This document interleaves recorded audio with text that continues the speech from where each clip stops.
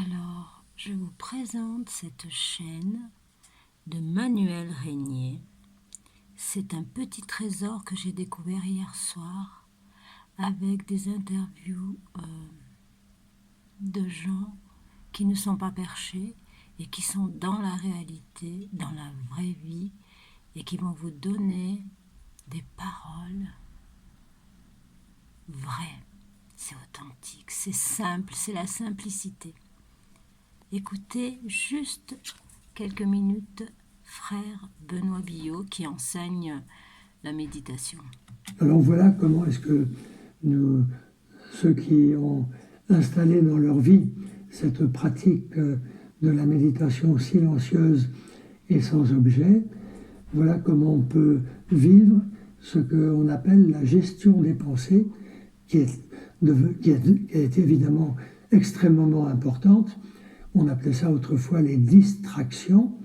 Distraction, c'est-à-dire distraction, ce qui vous tire à l'extérieur, qui vous tire hors de vous-même, c'est-à-dire qui vous emmène là où vous n'êtes pas là pour le moment.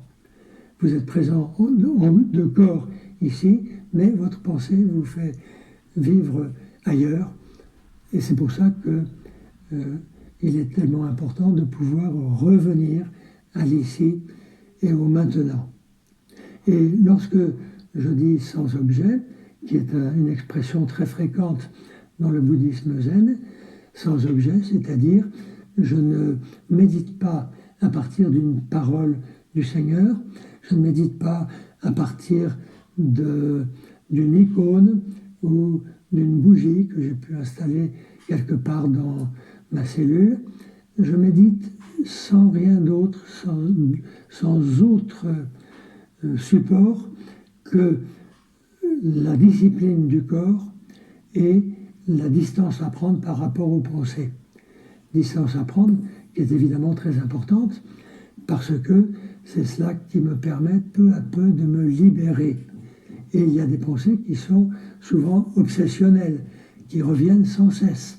Et c'est pourquoi des pensées qui reviennent sans cesse, et c'est pourquoi il est bon de pouvoir prendre de la distance pendant des mois et parfois même pendant des années jusqu'à ce que cette obsession peu à peu se dissipe et que je n'en sois plus l'esclave. Voilà donc le côté à la fois divin et humanisant de ce type de prière.